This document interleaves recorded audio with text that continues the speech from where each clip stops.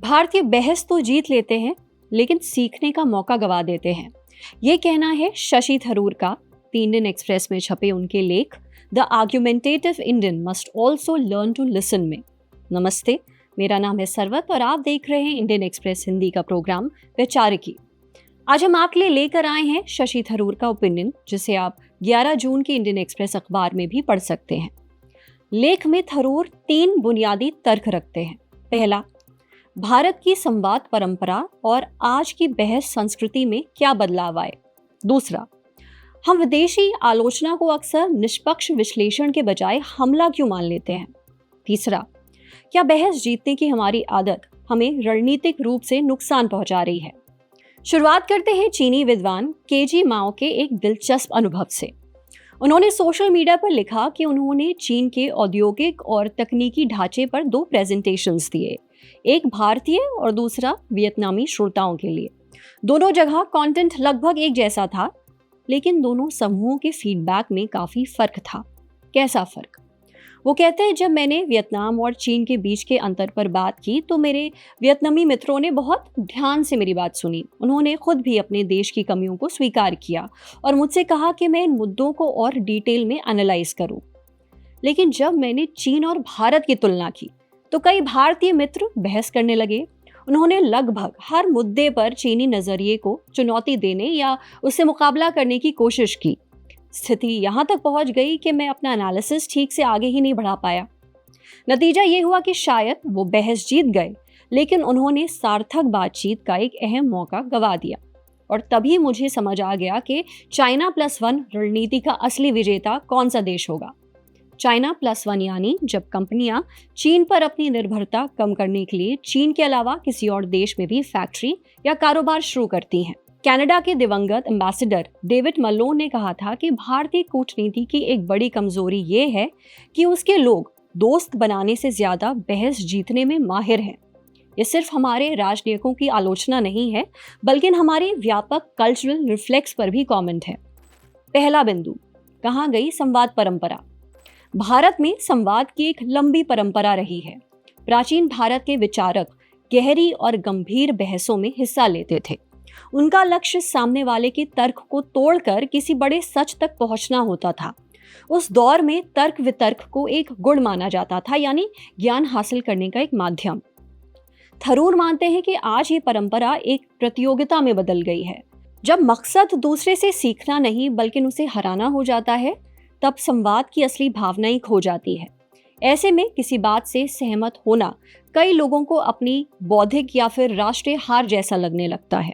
दूसरा बिंदु, आलोचना को हम हमला क्यों मान लेते हैं। इसके पीछे वजह शायद एक गहरी मनोवैज्ञानिक इनसिक्योरिटी या असुरक्षा का भाव है। इस भाव के बारे में हमें दरअसल पता ही नहीं होता। भारतीय सदियों तक कॉलोनियल, खासकर अंग्रेजों के यानी एक थोपे गए शासन के आघात से जूझता रहा। इसके बाद उसे दुनिया के मंच पर अपनी स्वतंत्र भूमिका और प्रभाव स्थापित करने के लिए लंबा संघर्ष भी करना पड़ा।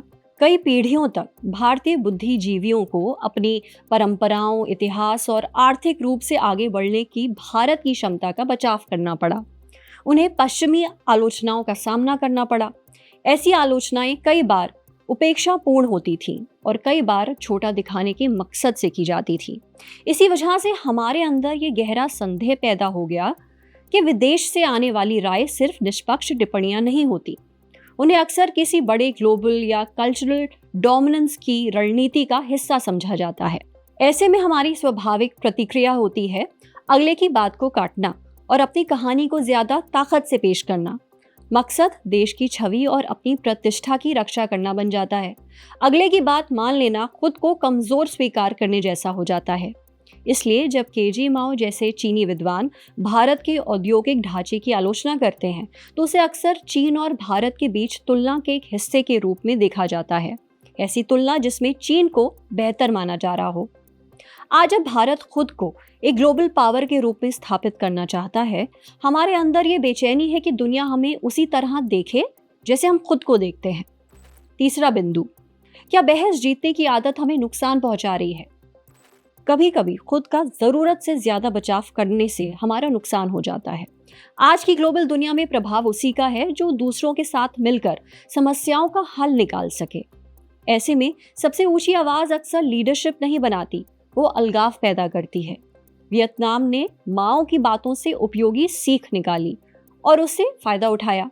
बचाव वाली मुद्रा उस समय मन को संतोष दे सकती है, लेकिन वो हमें अपनी ही सोच के घेरे में कैद कर देती है। इससे रणनीतिक रूप में बढ़ने की क्षमता कमजोर हो जाती है। हमारा समाज गुरु की बुद्धि का सम्मान करता है, लेकिन जब भारतीय किसी विदेशी से बात करते हैं तो गुरु शिष्य परंपरा का ढांचा टूट जाता है, क्योंकि विदेशी व्यक्ति उस मान्य परंपरा का गुरु नहीं है।